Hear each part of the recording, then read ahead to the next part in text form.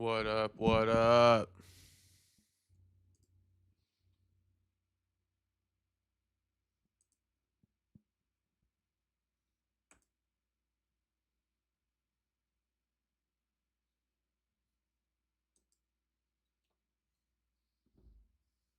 I'm gonna read chats in a second. What up? What up?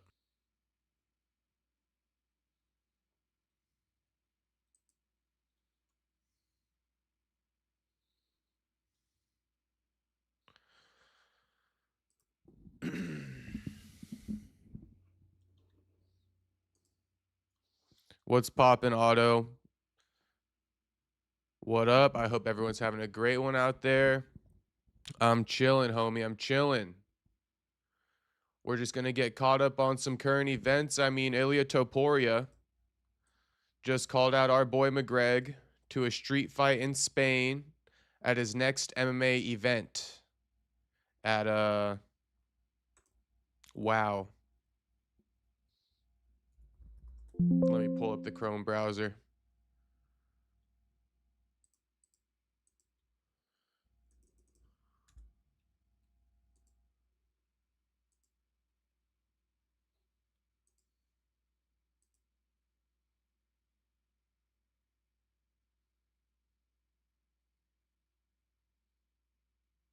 Where is it?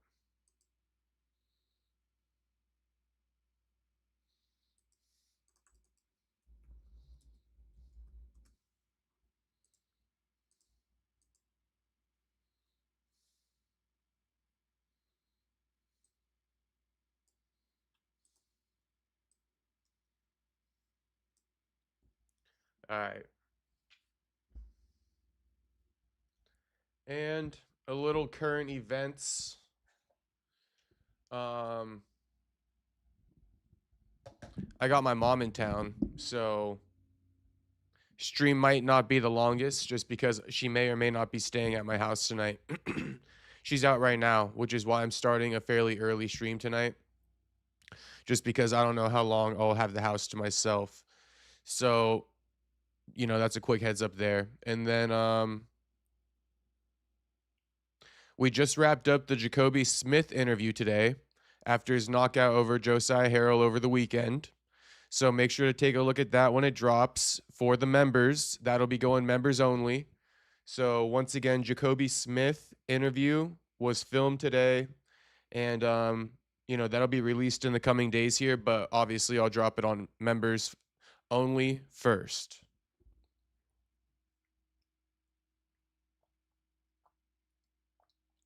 No, and that's pretty much the update. I mean, we still haven't locked in the date for the Joaquin Buckley interview. I'll probably reach out to him in the morning. I guess I'm just giving him this week to kind of get locked in for the fight.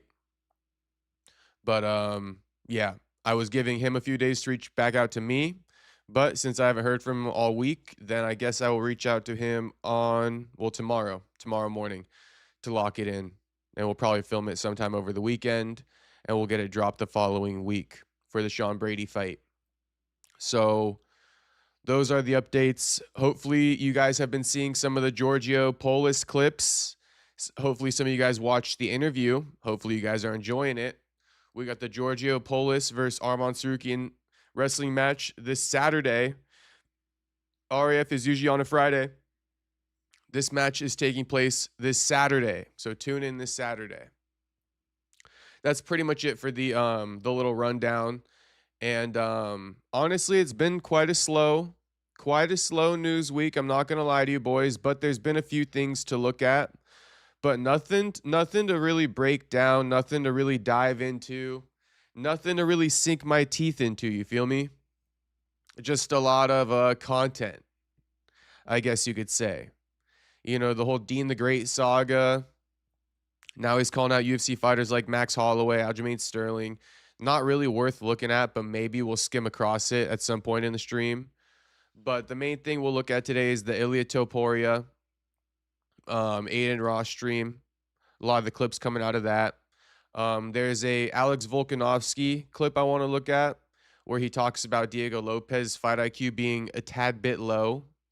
And speaking of Diego Lopes, if you read the title, Diego Lopes is teasing a move up to 155 after his second loss, fighting for the belt. You know, where do you go?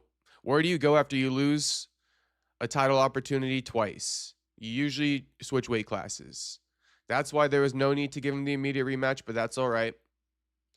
It already happened.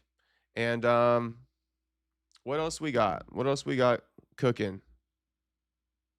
Oh, Khamzat. Yeah, Khamzat low-key a little bit fat right now. So Khamzat's been sparring light heavyweights in Khalil Roundtree and you know, retired Luke Rockhold. I know Rockhold's a middleweight, but he might as well be a light heavyweight while he's retired. And Khamzat looking super thick. A new photo surfaced of him, DC weighing in on the whole thing, being like, bro, I mean, I don't know how quickly Khamzat can make 85. He's probably going to need an extended camp just to drop down. Homie is thick right now. So we'll get into all of this, but yeah, I don't even know where to start with the whole Ilia Topuria thing. I guess we could start with the street fight. Also, my computer's super laggy today, and I don't know why. And chat super quiet, but I'm sure that's just because we started off early.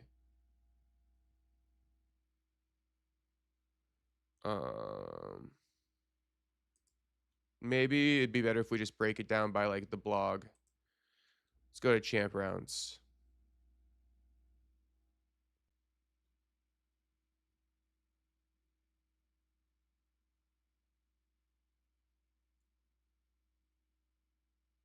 Well, I guess this is the first one we'll look at. Diego Lopes teasing a move up to lightweight.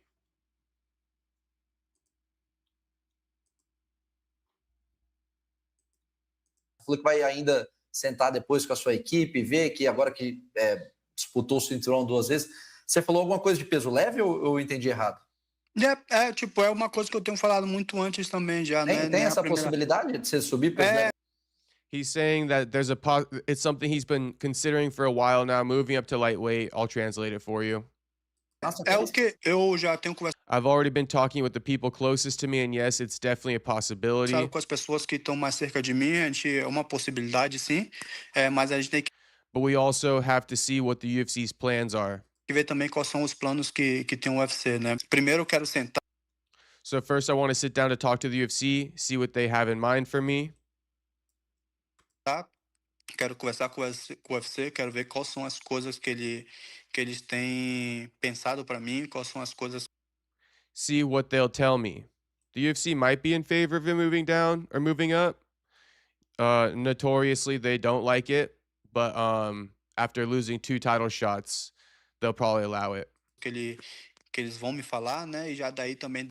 Then we'll also give them our opinion from there. Dar a nossa opinião para eles, mas realmente. But yes, moving up a division is definitely a possibility.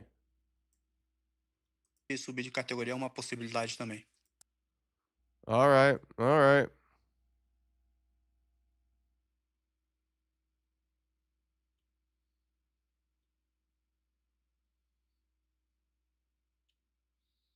So here's Ilia's clip telling Conor to pull up on him in Spain at his next fight promotion.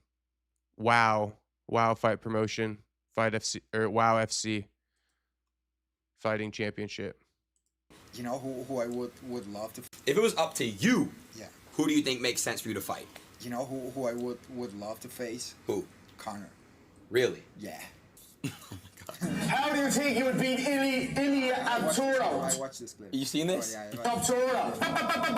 Go out with a scruff of the chest and slap that little nose off him, yeah? Little ding-dong everything he is, yeah? I'm fucking Spanish. I'm in my bed, bro, yeah? I'm in my bed at the bare knuckle store and let's see what's what. We're bouncing the yoke on the bare knuckle. You little fool, I'll cave your head in. A little short-ass thing or box your jaw in. On sight. I'm in my bed Spain, yeah? I'm in my bed Spain October 12th at the bare knuckle. Store, bro. Oh my god. Dude, I'm in Madrid March 7th at WoW FC. Come, you're more than welcome. Holy shit. And Wait. try to do something. Oh my god. Do some. Come in there. I'm not accepting your invitation. I'm inviting you. Come, March 7th. WoW in Madrid Arena. If you want me to send you a specific location, I'm gonna do that. How does this fight go? Can we just see this fight? We honestly need the McGregor Ilia Topuria street fight in the Big 26 to happen. I mean, Dana, release them from both their contracts, let them run it in the streets, and immediately re-sign them. That's my vote. And shout out to everybody in the chat. Finally popping in. Good to see all you boys. We got Juice Man. We got Andrew. We got Dundaughter. We got Chain Firing Mech Warrior. So shout out to you guys. What up, little OC homie? What up, homie? LFG. Shout out to Andrew. Memby Andrew. Flexing the membership. Emojis. Sup, homie. Stand your base. Nah, I think it was good a promotional tactic from Ilia there to be like, I'll invite you. I'll be in Spain March 7th. Wow. A solid little shameless plug there, if I may say so myself.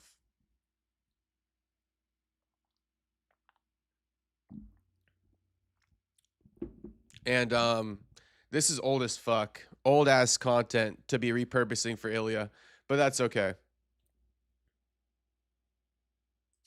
Why would they have to re-sign for a street fight though? You're right, Juice Man. That's a solid point.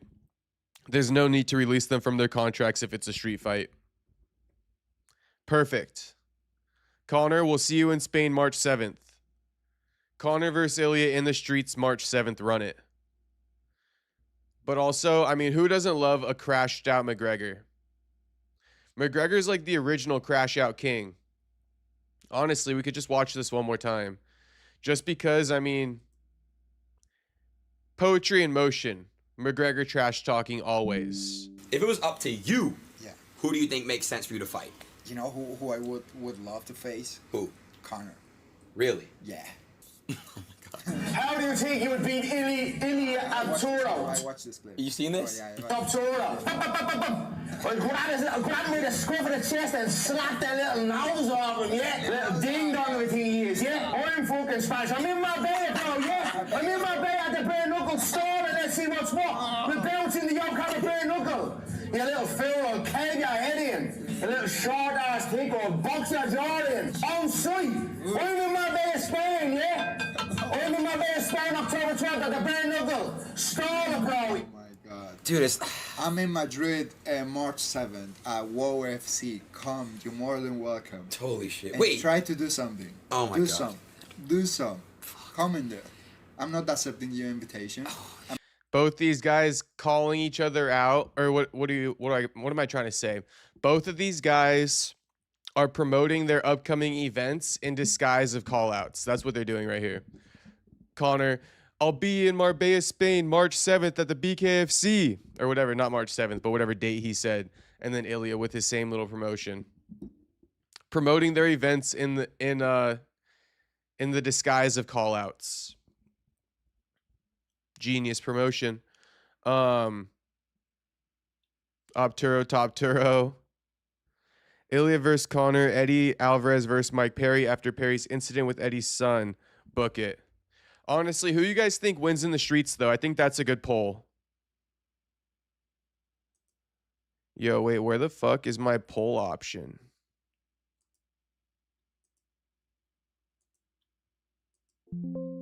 Hold on, let me refire up the chat. Where did my poll go?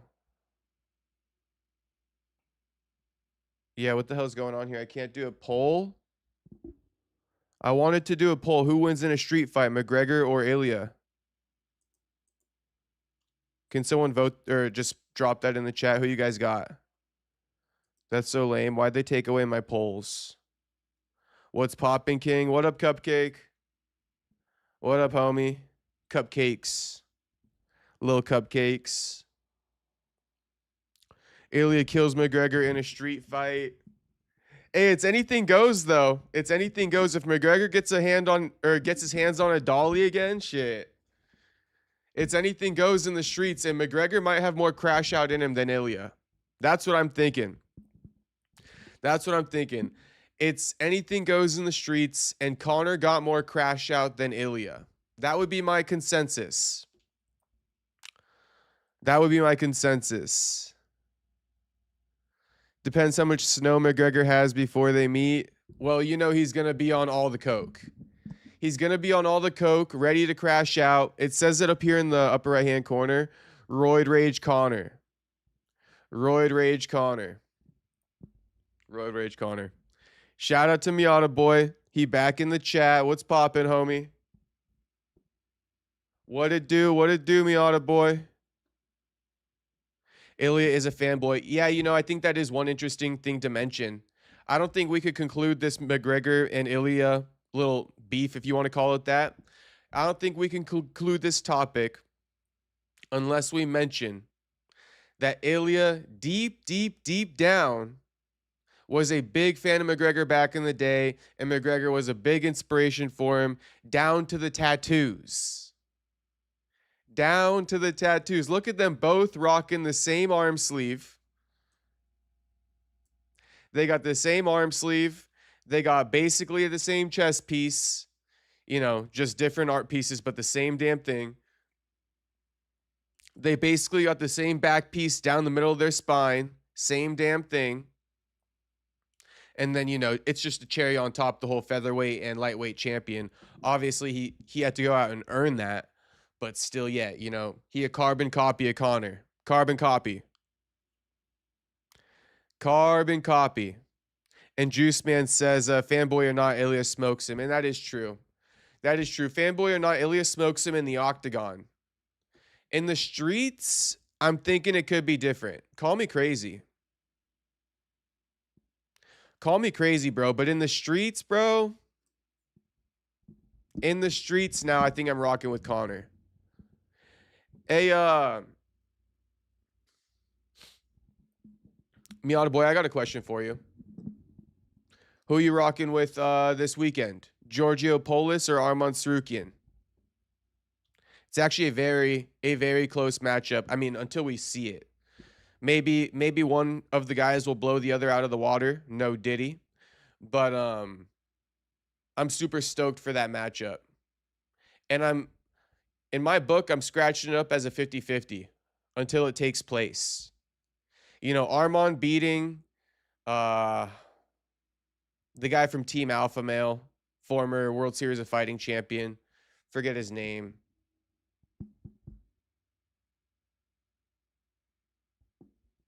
If anyone can drop it in there, Arman, I don't know. Fair enough. We'll see. We'll see. I'm rocking with Mr. Take Me Down, get $1,000. But we'll see. I won't be surprised either way. I'm trying to think who Arman beat in his last one. Lance Palmer. You know, Lance Palmer, it's not a real impressive win. Homie pushing like 40. So there's nothing I can really certify Arman with in that matchup. And then if I take it to the other side, Mr. Take Me Down, get $1,000, Giorgio Polus. You know, his last match and his only match is against Muggsy Bulljunk. And Muggsy, he's not, you know, no offense to Muggsy, but he's nowhere near a wrestler that certifies themselves by, you know, getting a win over them. So Muggsy, he kind of not really a certified win either. Lance Palmer, not really a certified win. So this one really tests it. You know, this one really tests it. But both guys passed those tests with flying colors in their last matches. You know, Giorgio versus Muggsy, passed in flying colors. Arman versus Lance, passed in flying colors. Shout out to Mr. Andrew Nance, gifting 5 Membies.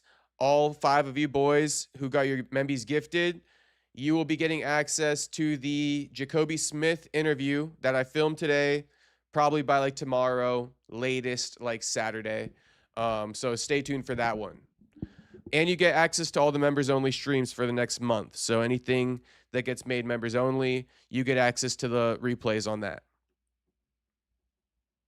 So yeah, shout out to Andrew once again for gifting the Membies. Much appreciated, brother. Much appreciated. And you know, if you were a member, you got the Giorgio Polus interview a few hours early. I did drop it just on the feed anyway, because you know, it's fight week, it's match week, so there's no need to kind of like hold that behind the paywall. I figured I'll give you the fans the Giorgio interview. But you know, the Adrian Lee interview clips are dropping right now for the Adrian Lee interview, but that's members only right now. So once the clips are done dropping, I'll make the full interview public. But right now, you know, you can also catch the Adrian Lee interview.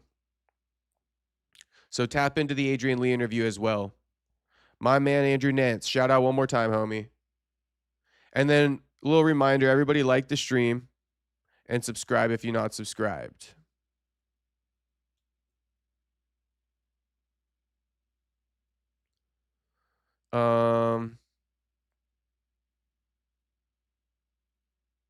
Brandon's best years are past him. They're just using him to gain more followers in Cartelandia. Oh, yeah, Brandon Moreno. Come on, don't talk about me like that, homie. Just playing. Shout out America first. I also want to play that clip of Brandon Moreno, like, turning down UFC White House. What a dumb reporter. I mean, is that a troll? When I was watching that, I'm like, bro, this reporter has to be trolling Brandon Moreno right now. If so, all-time troll, but homie. Any neighbor lore? I actually not too much. Not too much of the neighbor lore. To be honest with you, even if there is some, I don't really want to air it out at the moment just because you know, things are mellowing out and there's no need to continue escalating it. You know, at the end of the day, we got to be grown-ups in this situation at some point. I mean, the childish antics, I'm honestly so far past. You guys know I'm all for a good time. You guys know I like to fuck around. And we did our fair share of fucking around with this whole neighbor lore. But honestly, it just gets to a point where we gotta just shut it down for now, and then maybe we can come back to it in the near future. You know, we're shutting it down for now. We're coming back to it in the near future. Just, I mean, there's actually quite a bit going on. If I could just say that. There's quite a bit going on and not a lot going on at the same damn time. And if it's to the point where I don't really want to talk about it, well then shit, it must be pretty juicy, huh? But I don't really want to. That's all I'm going to say. I'm not going to really air it out right now. I don't want to. You know, as you can tell, I'm fumbling over my words with this right now. So we'll move on from it. I'm used to being open. With you boys, but this one, we'll explore it at another time. I'll give you guys the lore maybe a month from now once things have cooled down a bit. All right. Because things right now, they were at a simmering boiling point, and now they've like cooled down a little bit. I want it to keep cooling down. You feel me? I don't want it to be like fucking spiked up again. So we chilling for now. No, I'm still in this bitch Miata boy, but I'm trying not to get,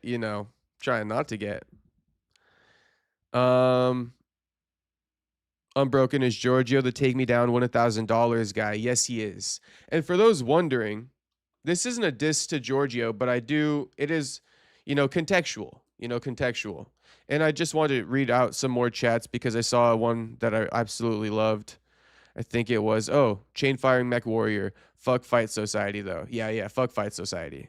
It's always up with him. But the neighbor, you know what I mean? We're gonna keep it mellow. Everyone's saying they liked it, much appreciated.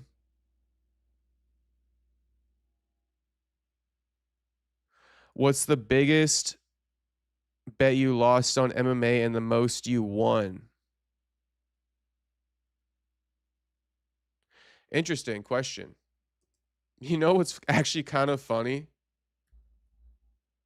I want to say I don't know how true this is. I haven't been betting for a while. But I want to say my biggest loss was Holly. Why do I keep typing in Holly Holm like it's going to change anything?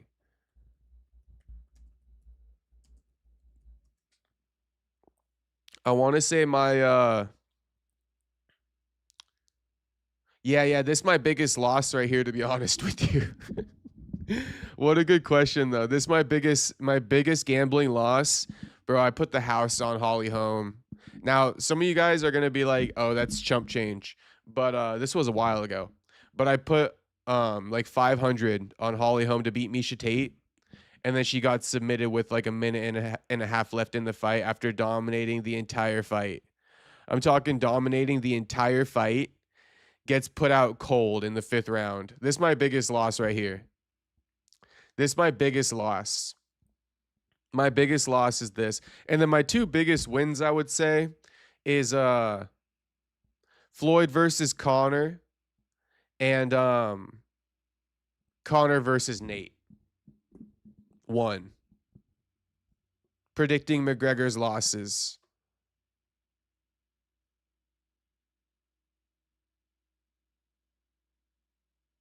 Does Kevin Holland approve of this? That must be referring to the Jacoby Smith interview.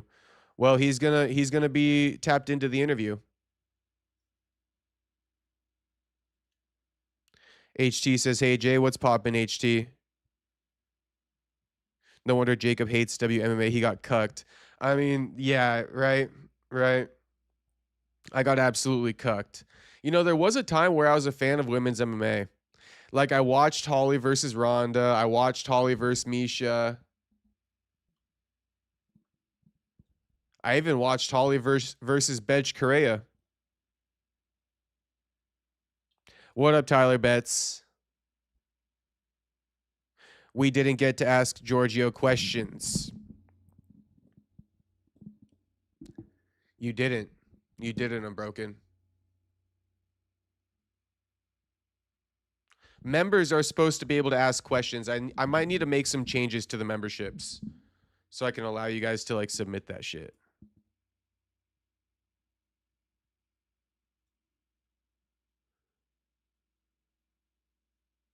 Oof, I'd be on the instant ramen diet for a month if I lost 5 bills. This was when I was still living with mom's stun daughter. Figures why I had 500 just to throw on a fucking women's fight. I had 500 to throw in a fucking women's fight, bro. And I was like working at the grocery store back in that day. So I had a little bankroll, like a little gambling bankroll. So I want to say it didn't put me under. I still had like maybe $1,000, but I had like a $1,500 like gambling bankroll. Dropped 500 on Holly Holm, lost it in the 5th round. Luckily, I still lived with my mom though. Oh, Perfecto, are you talking about the Giorgio interview? That interview was dope for sure. He was getting kind of aggro, LOL. Streets. Yeah, shout out the streets. Shout out to everybody in the streets right now. And yeah, tap into the Giorgio interview. Homie pressed the fuck out of me. I mean, we could watch it on here. You guys want to watch Giorgio press me? Pointed not to be hosting that fight, and are you happy to see Ronda return to MMA? Yeah, you know, her and I have been talking about this. I've had enough of this lag. And okay, finally. Yes. Yeah, perfecto. Giorgio pressed me. I mean, I was pressing him, wasn't I? I was pressing him. I was not letting it go. I was demanding an answer. Like, will you run it with fucking Pat Downey for the take me down, get $1,000? Great content as always. Thank you, Perfecto. Fire. Shit. Thank you, Perfecto, my man. We're going to play the clip right now, actually. I think it's gold. I think it's gold. Yeah, that Giorgio interview too, super last minute. And it's a fire interview. For a super last minute interview, it was fire. I told you guys. Homie gave me 20 minutes. I hadn't even showered on the day. I straight washed my face and hopped on camera for that interview. And it turned out to be fire. You know, they usually do turn out to be fire. But yeah, let's peep the. And then, you know, obviously the Adrian Lee interview is going to be overshadowed a little bit just because of the nature of things. You know, he's still young. He's in one championship. But honestly, don't let the views fool you. Adrian Lee is a guy worth paying attention to. All right? I know that he fights nobodies over at one, but I'm just saying you might want to tap in with Adrian Lee. You know, he a cool young kid. That's what I'll say. Pretty quick. I'm sure like each match. Okay, so let's I mean right around here is where it started. Well, no, I think it's worth playing the whole thing. Let's play the whole thing. That shit was hilarious. Any more pressing and one of you would have ended up pregnant. It's Cowie. Where does he train at? Well, he's been training at Henry Cejudo's gym in Arizona during this match week. Or you're asking, oh, Adrian Lee. Adrian trains at his gym in Hawaii, his family gym. I don't know the name off the top of my head, but his brother's his head coach. And his brother is the lightweight and welterweight champion over at One Championship. But tap in, Chain Firing. I mean, you learn a lot about Adrian. You know I ask all the pressing questions. So tap in. Tap in. Like Adrian's dad doesn't really coach him anymore. Their coaching situation's a little bit dicey at the moment. Like the brother runs the whole gym, the whole team. Kind of interesting. You know, the brother runs the whole gym. And so as the double champion, it makes it difficult for him to get fights booked because not only does he have to coach him, like he's his own head coach. Christian Lee is his own head coach. That's what Adrian told me in the interview. That's why you guys got to go check it out. Okay, enough previewing that one. We're on the Giorgio one. And keep in mind, we got Jacoby Smith interview dropping tomorrow. Or, you know, in the coming days. We filmed it today. But we got the content. We got the Joaquin Buckley interview coming soon. All right, and we got one more in the works for you. It would have been filmed this week. It should have been filmed this week, but, you know, it slipped through my fingertips. All right, but we got the content for you, boys. So let's take a look. Once again, Giorgio Polus presses me back for pressing him about Pat Downey's callouts to compete in his $1,000 takedown challenge. Take me down, get $1,000. You know the deal by now. And speaking of the wrestling and how you kind of foresaw something like this happening in your future, as far as like being able to ascend in a way through the videos, it's kind of like, you know, that guy MK. I think he's another viral guy, but he does 101s. Yes, sir, Saint G. Yes, sir. The Lee family, the sis, the brother, and the little sis. Yep, the family of what is that? 4 with basketball. I just met him 2 days ago. Actually, I ran into him. Yeah, same type of gimmick. He's a Greek guy. I'm a Greek guy. We're both Greek. Oh, Greek. I thought you said great guy.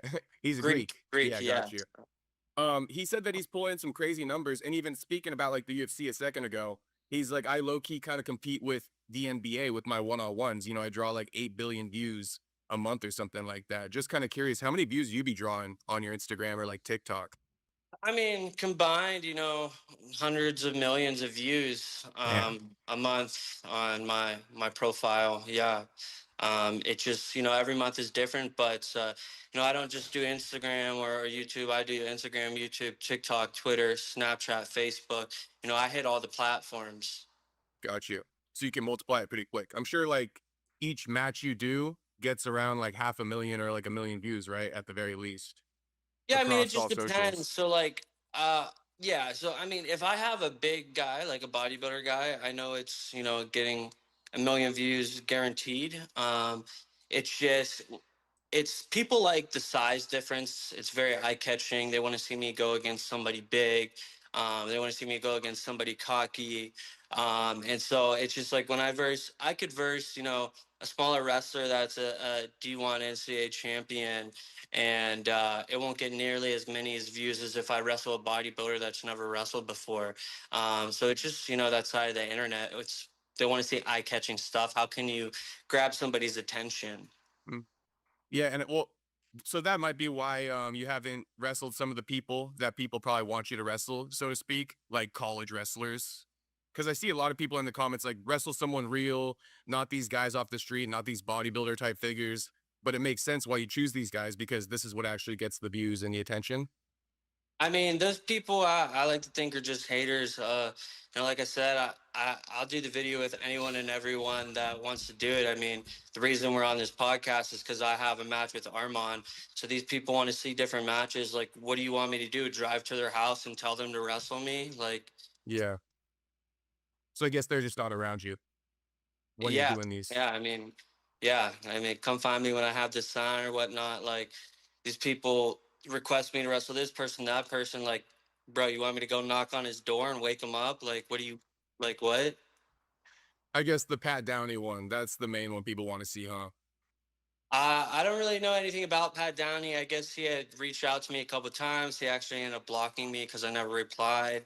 But Pat Downey, it's just like he unblocked me now because I made a YouTube video about it. But and we met in person, and he was all cool with me, whatever. But Pat Downey, it just doesn't make sense for me to do the video with, you know, it's I would do it with him. Yeah, I don't have a problem with that. But really, what's on the table for that for me, right? Like Pat Downey, he's got essentially no followers. He just wants some clout. Like I get nothing really out of that. When I'm versing a guy like Armand compared to Pat Downey, why would I choose Pat Downey when I can wrestle Armand? You know. I would just say, and I don't want to like be doing too much of this back and forth with my interview with Giorgio. I'm gonna get myself in a hot mess. But it's fair to say, you know, he says, you know, what is there to get out of wrestling, Pat? Well, bro, I mean, there's nothing to get out of wrestling any of these other guys you wrestle. You say Pat got no followers, but, you know, he got more followers than the rest of the bodybuilders that you wrestle, you know? And I guess the thing to gain is if you beat Pat, you're fucking certified. Like, you are certified. And I don't got no dog in the race because homie starts grilling me, making it seem like I got a dog in the race. I'm just trying to fucking ask the questions that people want to hear, the questions people want answers to, and this is a question people want answers to. You know, are you down to run it with Pat in the $1,000 take me down challenge? You know, it's not even like I'm saying compete with Pat in RAF. I'm saying would you take him in the take me down challenge? But that's what I'll say. Pat's also a bigger wrestler. Pat is also a bigger wrestler for sure. He's scared of Pat. He was pressing you. Shit, we were pressing each other low key. So there's just different things that go into it, but it's like I said, I'll do it with anyone and everyone, and that's what I stood by. Is there something about the Pat Downey thing that you know that I don't know about? No, just I've seen him call you out a lot in the past too, and then I see people think that like Pat's the one to expose you to pay out the $1,000. Where has Pat Downey called me? See, so this is the whole narrative, right? Is like that's the main thing is people think that Pat's the one to expose him to finally get him to pay out the $1,000. And it's nothing malicious, but it's like obviously the thing is the take me down, get $1,000. So people want to see Giorgio have to pay out the $1,000. And that's why Pat Downey is so highly requested. Because it's like, can you keep your $1,000 against Pat Downey? So I just had to ask him bluntly for the one time. You know, it's all love. I actually like Giorgio a lot. I would like to do more interviews with him. So this ain't no diss. Yeah. I think he's posted on his stories and maybe even commented on like your posts and stuff like that. Have you not seen? I've seen a couple times he used to comment on my posts, but I other than that, I never seen him make a post about me or anything. But I mean, I make my posts on social media, and that's it. You know, I don't really check out what everybody else is doing. I think it was more so like 6 months ago. He was more hell-bent on the call out. I haven't really heard him say much about you over the last 6 months, so it's nothing of late. When you're in the hot spot, everybody's going to try and get attention from you. Yeah, definitely, for sure. So would you be like opposed to competing against Pat, or it just really hasn't worked out like where right back to it. Right back to the pressing. This is where homies started pressing me because I just won't let it go. We're right back to it. I'll rewind it a second. You can see I get right back to it. So would you do it or not? Everybody's going to try and get attention from you. Yeah, definitely, for sure. So would you be like opposed to competing against Pat, or it just really hasn't worked out like where it's manifested itself? I mean, I wouldn't be opposed. No, it just hasn't. The opportunity really hasn't been there. Like I said, come find me when I have the sign. Like, you want me to go to this dude's house, knock on his door, wake him up? You know, I ran into Pat Downey at RAF a couple times. I ended up riding in his car with his buddy. Like, you know, these people talk a lot of shit online, but when they see me in person, it's all love. So even like when you guys kicked it, there wasn't much talk about let's run this match that I've been calling you out for. No, not one mention of it. Oh, interesting. Okay. I mean, if he did call you out, would you have ran it right then and there, like hypothetically? On the mat? Like if you, because you were kicking it with Pat, you guys were in the same car. If you were to be like, yo, let's run this video. Asking again. I'm asking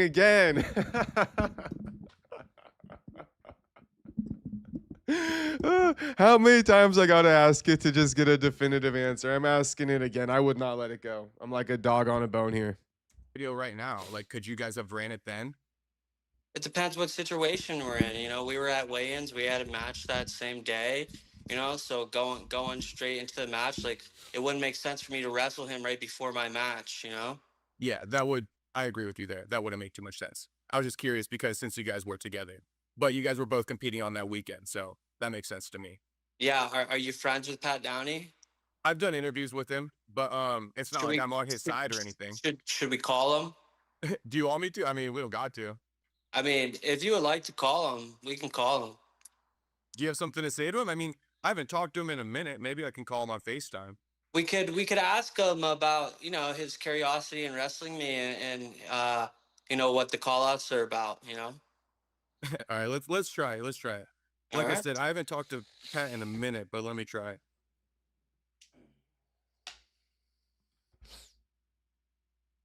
This is perfect for the content, I guess. Hey, Tyler Betts, he straight pressed me at the end of this. He straight pressed me. You'll see it. Do you think Pat Downey's a better wrestler than Armand? Well, you know, Pat has that U.S. Open. Honestly, in hindsight, I would say yes. I would say, in my opinion, until I see otherwise, you know, Pat is the better wrestler than Armand. Until I see otherwise, Pat is the better wrestler than Armand. You know, it was on the spot. It was on the spot. I had a hard time answering it here, but I do believe Pat's the better wrestler than Armand. Title that he won, he got a couple of the stop signs or something, and then after college, he won on that freestyle scene. So I think he's more accoladed than Armand, just on that level. But Armand hasn't really competed on the same scene that Pat has. It's saying no answer. So I tried. What do you think about Yoel beating Pat Downey? Yoel's a beast. He's like a former Olympic gold or silver medalist. But then I saw that Buchanan ended up beating Yoel, which kind of put it a bit more in perspective for me, I guess you could say. Yeah. Hey, man, that's the sport of wrestling, you know? Yeah, for sure. And Buchanan's a NCAA champ coming off that. So Yeah. And he's now competing in freestyle. So that was dope for Buchanan. But that, all right, yeah. So we'll move on past Pat, I guess you could say. But did you have anything else you want to mention about the whole Pat thing? I feel like you got intrigued with that one. It was just more so the way you approached it, but now we can move on. Okay. Now I was just honestly curious. I'm just trying to ask you the questions that the fans have curiosity about. So it's not like I got any motives going into this, just so you know. I was just asking you things that I think the fans want to hear about because I've been following you. So that's all that came from. So I know the lore. So I know the lore. That's all it was. I just know the lore, Giorgio. I just know the lore, homie. I'm asking the question the people want answers to. I know the lore, homie. It ain't nothing personal. I'm trying to get you more views, homie. I'm trying to get you more views. Shout out to James Steele. Yo, this interview is great. Haha. Hell yeah. I appreciate it, boys. Thanks for watching. Thanks for tuning into that interview. I try my best to bring peak entertainment for you guys, and I think I delivered on that one. When I can, you know I do. Sometimes it depends on the guest, but Giorgio, he's a chill guest. I like interviewing him. He's clearly getting more rage baited, more agitated. You rage baiting him.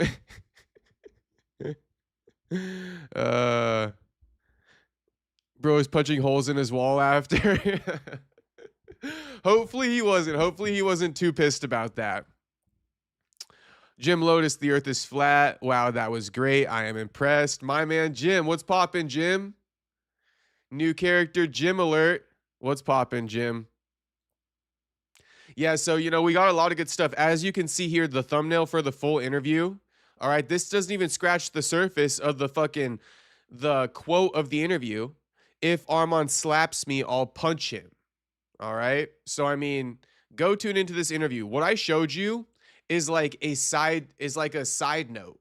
Like, he literally said he will punch Armand in the face if Armand gets chippy with him in their match at RAF 06. For those that don't know, why did I ask him this question? Because he's a super physical wrestler for what I've seen on his take me down challenges.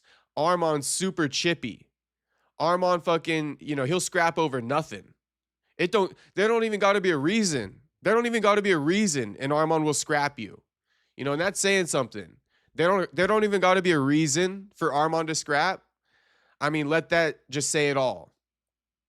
So Giorgio, super physical wrestler, heavy collar tie. Arman, Mr. I don't even need a reason.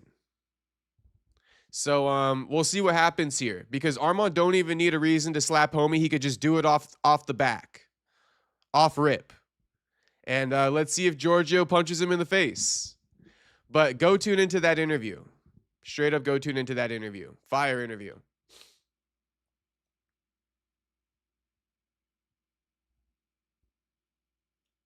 I got to go back and watch that.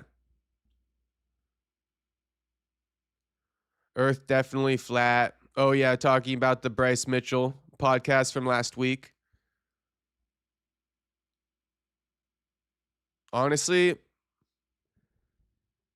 you streaming RAF6? Well, I'll probably be live Unbroken for the fights this weekend for Mexico, UFC Mexico. And I'm not sure if RAF6 will overlap it, but I'll try my best to stream RAF6 while I'm streaming UFC Mexico. I hope it ends in a fight. Arman a sucker. I'm rocking with Arman.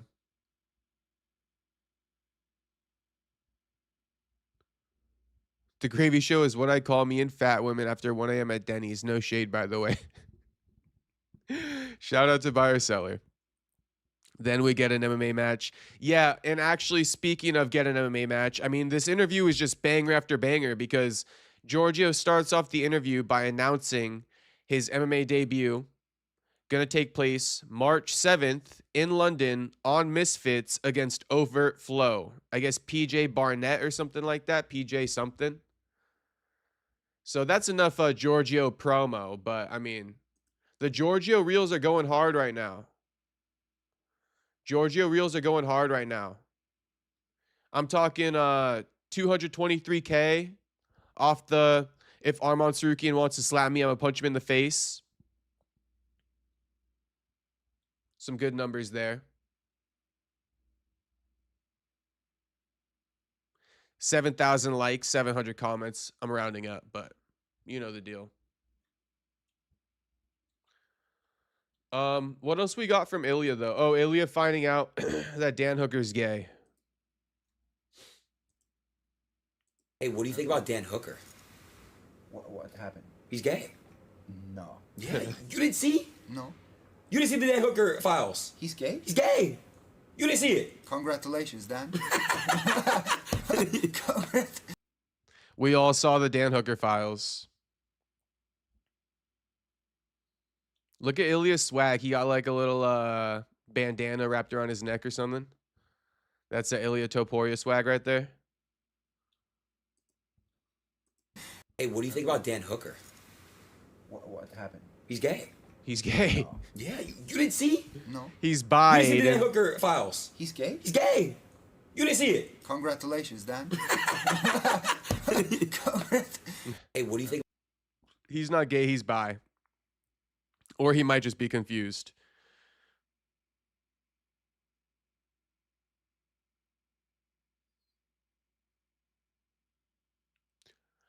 Saint G says, how about a Cody Brundage interview? Ask him about getting a W instead of a draw, an L, or no contest. He's a good guy, though. Good stories, I think. Cody Brundage. Respectfully, Saint RG, I mean, that is a good question.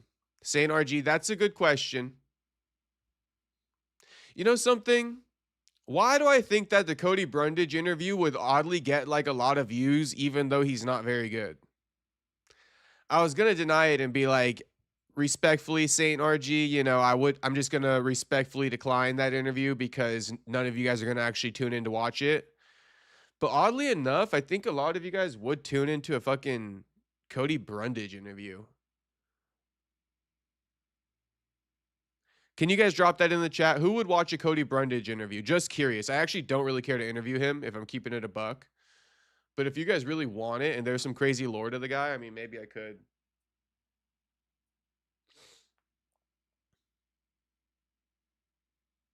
LA swag, Fred Jones swag.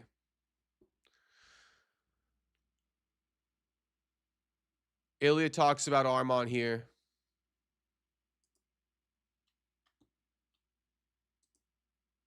What have you made of Arman's recent performances? Do you see him as like one of the toughest challenges? That's what my buddy asked. My toughest challenges? No way. His name was Chris Miller. I already had my toughest challenges. What I think about he lost to Islam. He lost to Gamrod. He get knocked out in the beginning of his career. And he doesn't really have the ability to finish the fights. He only finishes the fights when his opponent gets tired. And he just goes in the ground and he does the ground and pound and all that. But if he faced someone who really has that preparation, has that cardio, knows he doesn't get like scared if he gets to the ground, Arman easy because he will panic. With me, he will panic. What he's gonna do?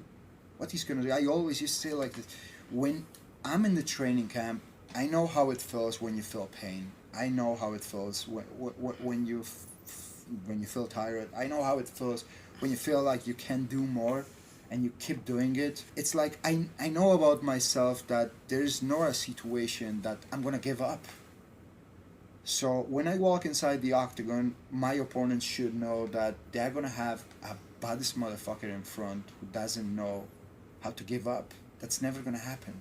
So you're gonna have to kill me. And you know what? I love my life, and I'm not ready to die.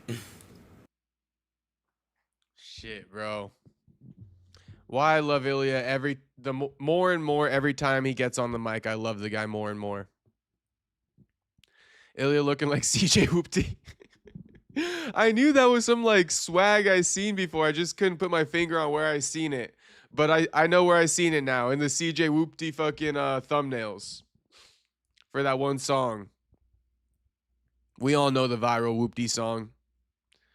St. RG saying, for real, bro, I think he got nice stories about his daughter being sick. His wife was on The Ultimate Fighter. Yo, low key though, no offense to homie, but wasn't like is he's married to the blonde woman who kind of was flirting with Andrew Sanchez on that season of Ultimate Fighter, right? Call me crazy, but was his wife not flirting with Andrew Sanchez, or at least besties? At least besties with Andrew Sanchez on that season of Tough. Or am I tripping? I don't think I'm tripping.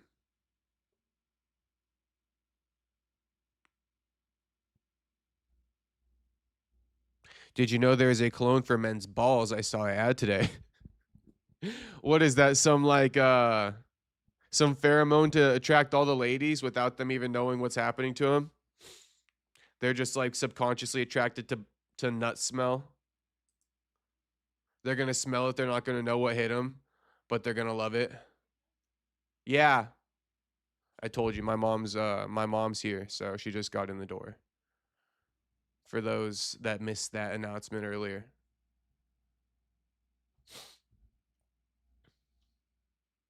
Okay, so the vibe might switch up a little bit now. I'm just going to keep it a buck. You know, sometimes it gets a little bit difficult. Like what we were just talking about, I can't be talking about that so crazily now. Anyway, let's take a look. I mean, there's more to this. Speaking about the Islam Makhachev fight, you know, the more that the days go on, this fight's fading away. It's so far away, yet we're still talking about it. You know, it's like, honestly, Ilia's next fight's booked. Islam's next fight's booked. Why are we still talking about it? Can we let this one go for a little bit? Honestly, I'm becoming Ilia versus Islam'd out. I'm becoming UFC White Housed out. You know, I don't need to hear all the reports all the time. It's unnecessary. You know, Brandon Moreno seems to be UFC White Housed out as well, and we'll take a look at that in a few moments here. St. RG says, yeah, man, she was like best friends or something, helping her cut weight and stuff. Yeah, kind of fishy, St. RG. Kind of fishy. Can't believe he stayed with her. That's all I'm going to say. That's all I'm going to say, RG. I don't want to cause any problems at home with them, but I can't believe he's still with her. Dylan says, sub Castro. What's poppin', Dylan?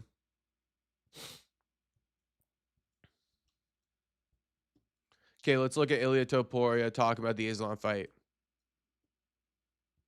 Now, a number 1 overall pound-for-pound fight, this is the one to do it right here. Ilia versus Islam at 55 is a 50-50 fight, but Islam smokes Ilia at 70. Yeah, that seems to be the public consensus, Dylan. That does seem to be the consensus. If you end up fighting Islam this year, hopefully, that's what the fans want. Yeah, will it be? That's what I want too. Would you fight him at welterweight, or would you want to fight him at lightweight?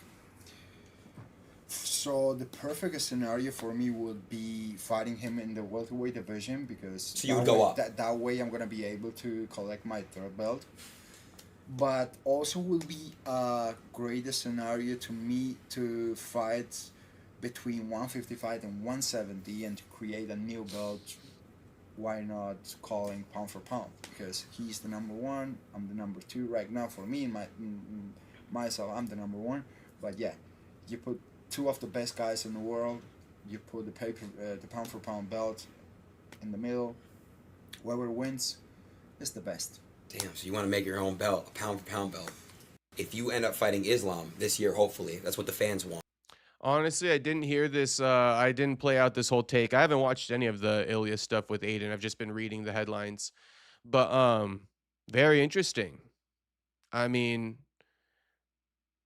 the UFC has a long history of shutting down these types of ideas. You know, a belt in a different weight class. Now, yeah, the UFC created the BMF belt at 170. They brought it down to 55, so it's a bit of an interchangeable belt. But to create another belt, a pound for pound belt, now we're getting gimmicky. And then to create that in another weight class that doesn't even exist, I mean, Ilia can dream. Ilia's allowed to dream now. And to Tyler Betts' point, the P4P belt would be sick, but that's got to be a one-off type thing. It's got to be a one-off type thing. That's going to be a byproduct of the fight, but it's not going to be something anybody ever competes for again, you know? In my opinion, I'm seeing all the ideas come in. Catch weight, 165, open catch weight. Got to be the dumbest idea. Here's what I got to say about it. Whether they fight at 55 or 70, their bout has to be contested at a real weight class for a real championship bout, for a real championship belt. That's number 1. And then as a byproduct of whatever weight class they fight in, it really doesn't matter which one they agree to fight in, but there needs to be a second belt, right? The winner gets the P4P number 1 belt, a one-off. That's how you handle it. We don't need to create a new division, a new weight class, and a new belt. We just got to gift the winner of that fight the P4P belt, and the fight's going to take place at 55 or 70. Shit, imagine if Ilia beats Islam at 70, gets the 70-pound strap, and gets the fucking P4P belt. He's already kind of like the lineal BMF champion, so to speak. Featherweight champion, lightweight champion, BMF champion, P4P champion, 170-pound champion. That's crazy. P4P belt is the heavyweight belt. I mean, low key.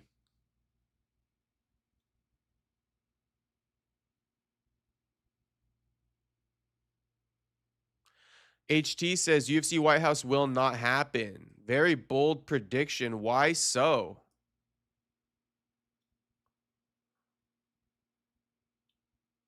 Why? And how? We're coming up. I mean, it's 4 months away. Cool if it's one-time belt, like you said. Yeah. You know, it's just a byproduct of the fight. That's what I would say. It's a cool idea, though. If, like, honestly, if I was, like, in your perfect world, give me the best idea you got, I'd be like, all right, that's a pretty good idea. But in the world of realisticness, I guess Jake Paul, this is a viral clip. It's got 1.5 million views. Ilia Topuria says Jake Paul is a bad boxer. I guess Jake called in as well. Jake. What do you think about Jake Paul, by the way? I like the way he represents himself. As a boxer, I think he sucks. He's a very bad boxer. Huh? But I love like being that bad. How he does it and how he promotes himself is very like I don't know. You don't think I you respect that. you think he's a bad boxer? You don't think he's a good boxer at all? Nah, And why don't you think he's a good boxer? because he's not a good boxer. He doesn't have the skills to be a good boxer. But anyways, he's doing a great job because he sells more than Most like people. Yeah. most people and What do you- most what- great fighters. Jake. What do you think about Jake Paul, by the way? Honestly, I could sum this up for you guys pretty quickly with Jake Paul. I mean, look how goofy his face looks in this little photo. And I don't even hate Jake that much. I just hate the gimmick, to be honest with you. I wish the gimmick would stop, but Jake Paul's not a good boxer, and here's why. He's calling out a 155-pound fighter. Right? Just point blank, period. I mean, Jake wants to have his cake and eat it too. He thinks he can call out the 155-pound fighter because he, quote unquote, sucks at boxing. But at the same time, he plays it up as if, like, you know, I'm on Anthony Joshua's level, blah, blah, blah. So which one is it? Because guys who are like Anthony Joshua, right, they don't talk smack to guys like Ilia Topuria. That would make you soft.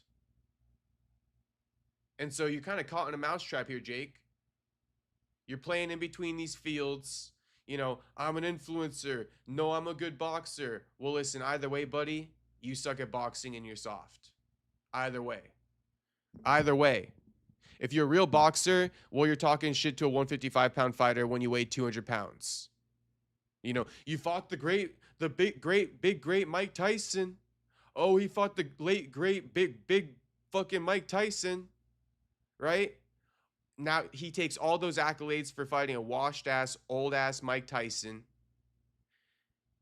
Acts as if he's the fucking youngest heavyweight champion still today.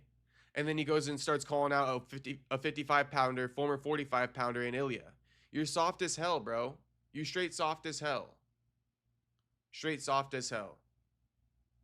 You know, wanting to fight Tank and all this goofy ass shit. This is why Jake sucks at boxing. And you can't have that cake and eat it too. Because if you're going to be held to a standard, then you're going to be held to that standard. You can't teeter back and forth between like, I'm on this upper echelon of boxers standard, and then act and carry yourself like an influencer boxer who sucks. This is where he teeters. He teeters across both of these lines. Whatever suits him on the day is what he chooses to be. Oh, there's a big fight with lots of money. Okay, I'm on this guy's level. Oh, this person's talking shit on me. Oh, okay, I'm on this guy's level. You know, Ilia's talking shit on me. Okay, I'm just an influencer. I suck. Let's spar type shit. If you are really as good as AJ and the Tanks of the world, you're above this. Why? Because you're 200 fucking pounds, number one, first and foremost.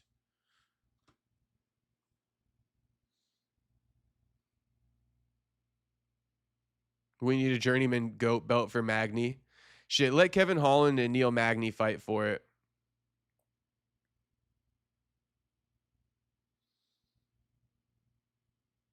Jake tried to fight small ass Nate Diaz in MMA.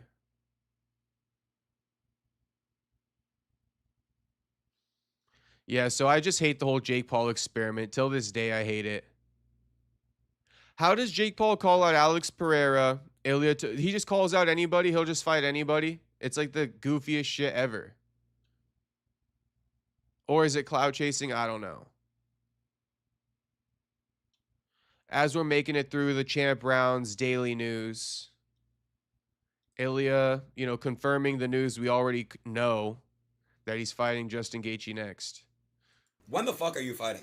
In summer, hopefully. Summer. Yeah. Well, define summer, because I'm gonna ask you, man. The White House card. White House? If I'm fighting in the White House, I don't know. You don't say to the UFC how to make fights and where they have to put you, and they don't tell you how to fight. So this is basically how it works. So as of right now, there's no White House. As of right now. As of right now, I have no fucking idea what's going on. What? Yeah. So have you been hit up at all to fight in the summer yet, or no? I know that I'm gonna fight in summer, but I don't have any specific date or place that I know that I'm gonna fight. But you're ready. I'm ready. I'm ready. And well, we'll talk about the Patty Justin fight. You thought Patty was gonna win that fight? I thought he's gonna win the fight. So yeah, it was horrible. Like the fight was fucking horrible. I think they both looked really bad. Both of them. Yeah, both of them. So you're gonna probably be fighting. Is it Justin next?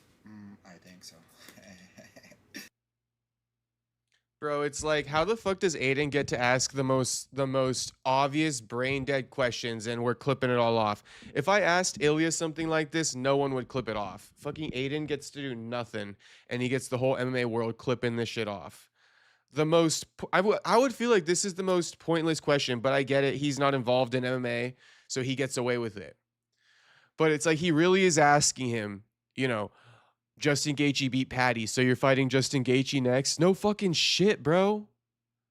No fucking shit. What the hell is going on here? Every day's Groundhog's Day in MMA. Once again, episode 5000. He also believes Justin Gaethje will be his next opponent. No fucking shit. Crazy. Every day Groundhog's Day in MMA. Jake is the brain rot fighter. I'm done with Jake Paul. Ilia wants all the smoke. I mean, yeah, what I got from that too, where Ilia's like, I'm ready. I'm ready to go. I just need the date.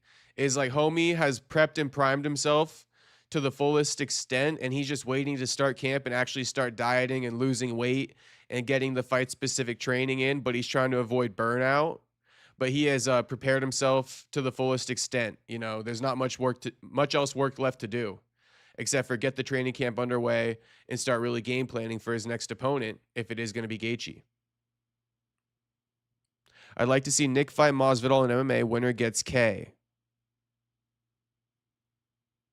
Well, I got a better one for you. I want to fight Martin Sano Jr., and if I beat his ass, then Martin Sano Jr. has to leave Nick Diaz and K forever. And if I lose, I'll leave YouTube forever.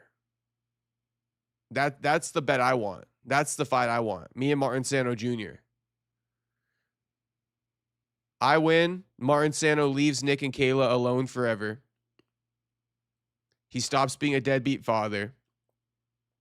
If he wins, I leave YouTube forever. That's the bet right there. That is the straight up bet right there. That's the match. Misfits in London. You know, my boy Giorgio's on the card. He fighting over at Flow. Put me and Martin Sano on that bitch. Who don't want to see it? Those are some crazy stakes. Imagine that press conference.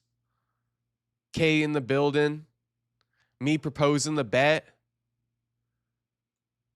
IRL streaming. Come on now. All we need is a contract. Gravy says, I'll fight your neighbor on the undercard. I love JK. Shit, Gravy got my back now. Let's go. I'm going to send her the contract. Playing. Jokes. Jokes. We performing a comedy skit.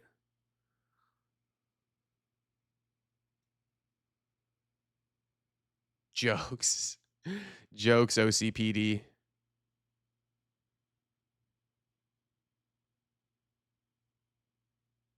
LOL, your channel logo changes to Martin Punch, all clips with Nick and K. Yeah, we got to get some type of Martin Sano edit on the logo. Maybe like me punching Martin in the face or something. Something like that.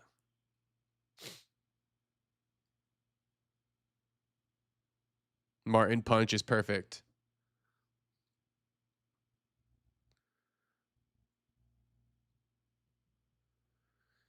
Boys, we're rocking with Brandon Moreno. I don't know who needs to hear that, but we're rocking with Moreno. So, last thing to... When the fuck are you fighting? Damn, Summer, hopefully. Summer. Okay, last thing to watch on here is Khamzat versus Khalil sparring. I think Luke Rockhold might be in here too. But I don't like the look of this because it's like... Bro, how is Khamzat a better striker than Khalil? Like, is Khalil just like taking the back seat here to Khamzat?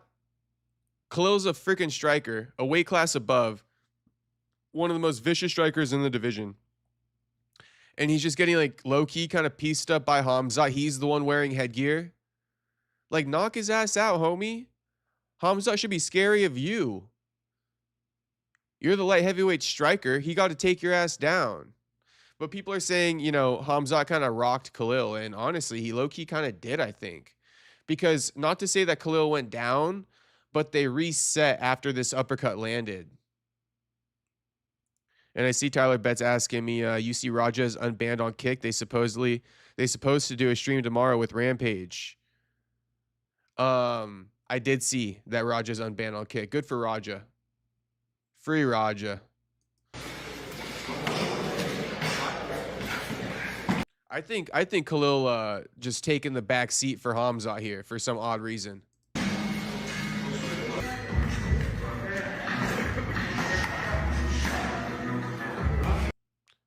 Khamzat probably told Khalil, that's the drop right there. Khamzat probably told Khalil that, like, yo, I need you to be a body and mimic, like, you know, Imavov or Strickland or my next opponent. I bet you. You know, I kind of believe Strickland when he says that Khamzat's kind of scary in the gym and he avoids taking L's in the gym and he doesn't go against the biggest, toughest guy in the gym all the time. You know, I kind of believe Strickland with that. And it's a feel thing. I'm not saying I'm right about it. I'm just saying I believe Strickland. But check out the uppercut. See, he kind of rocks, but then look, they reset. They reset, which leads me to believe that, you know, not that Khalil got dropped, because clearly he didn't get dropped. His glove is still right here, but it messed with him a little bit. See, now they reset, and it serves you right, though. It serves you right, though, being a body for Khamzat. It serves you right being a body for Khamzat. You shouldn't be a body for Khamzat, bro. You a light heavyweight striker. You should own the room here. Yeah, I see all you guys speaking on, like, Roundtree looks like he's way off. Yeah, that's what I'm saying. He took, I don't know the word, but, like, he took the, sounds weird. I don't think it's the right one, but, like, he took the dust or something. Something along those lines. He took the back seat. That's the best way I can say it for right now. He took the back seat. He's intentionally going light on Khamzat, and I don't know why. I'm not a fan of it. That's what I'm grilling Khalil about right now. This has nothing to do with the drop. This has to do with the fact that he's going light on Khamzat. I don't appreciate it. But Brian says Roundtree's not in his normal stance. Tyler Betts says Khalil pulled that right hook hella right before the drop. One guy with headgear on, yeah. They wearing the same size gloves. Honestly, I don't know.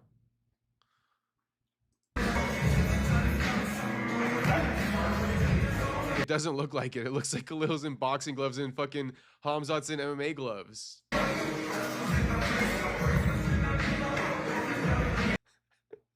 See what I mean? Dude, Strickland is so right about Khamzat. Strickland couldn't be more right about Khamzat. Khamzat manipulated fucking Khalil to act like his sparring partner, like a body for one of his upcoming opponents when the fight's not even booked. The fight's not even booked, and Khamzat got Khalil out here acting like a sparring partner for his upcoming opponent. Homie, you don't got an upcoming opponent. You big as hell right now. You like, you know, we think you might be moving up to heavyweight or light heavyweight. You big as hell right now. This is madness. This is madness. If Moreno wins, you got to get a new emoji. What's the emoji, Tyler Betts?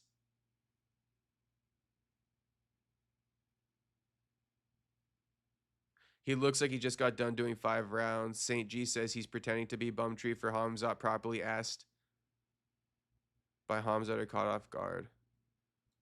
Khalil Tree energy. He won't fight till next December. What's poppin', Franklin? Lame as hell that Khalil took the bait here. Moreno. A Moreno emoji? We can make that happen. We could definitely make a Brandon Moreno emoji. Come on now. I'm going to make a screenshot of his face he gave the reporter, the side eye he gave the reporter who asked him if he's interested in fighting at UFC White House. What a brain dead question.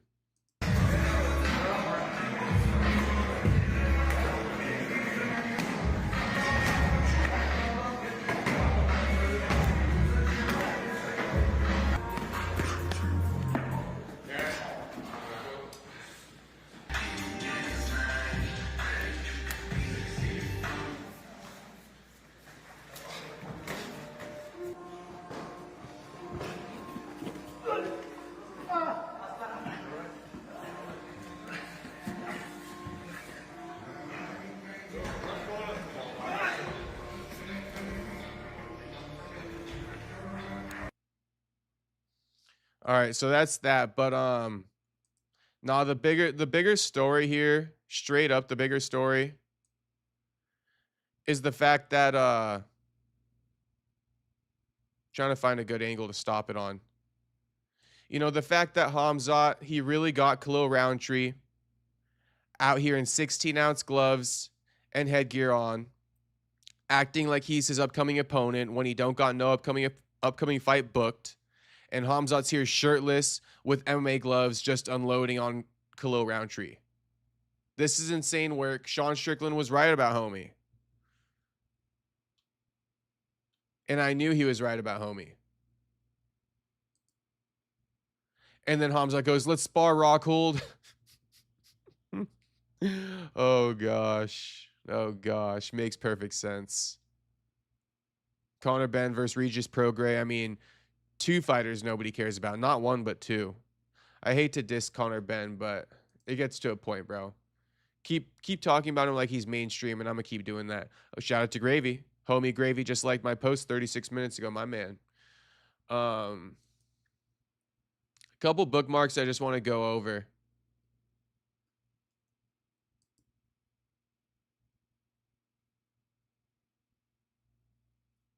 Well, actually, let's take a look at this real quick.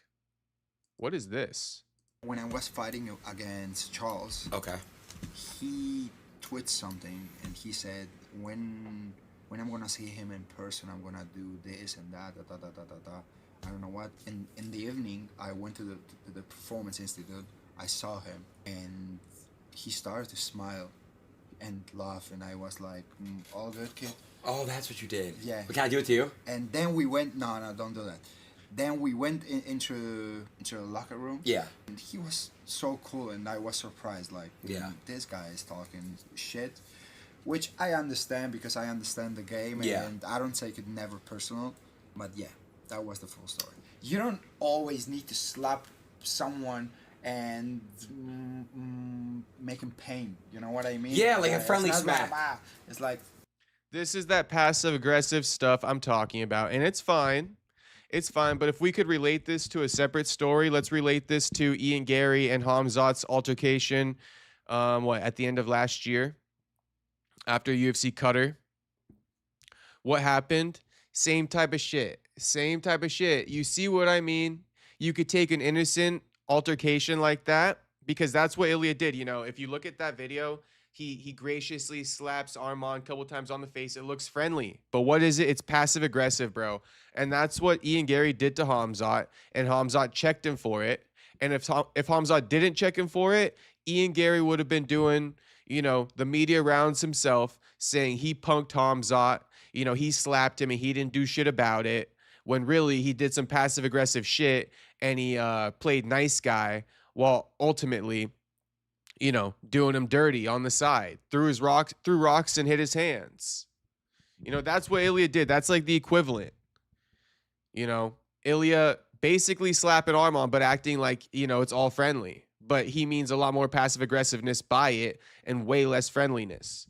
And same thing with Ian Gary when he slapped Khamzat in the back after UFC Qatar. We already know. Walsh boring and fights bums. Only Zuffa boxer people care about is J.O. Bataille. I mean, that seems like it, Tyler Betts. And Walsh does kind of fight bums, low-key. I don't know why.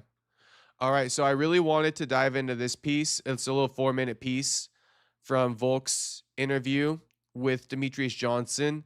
And he essentially said, I'm going to read it because it's also captioned pretty nicely from Homo Fight, so I'll give him a little bit of credit.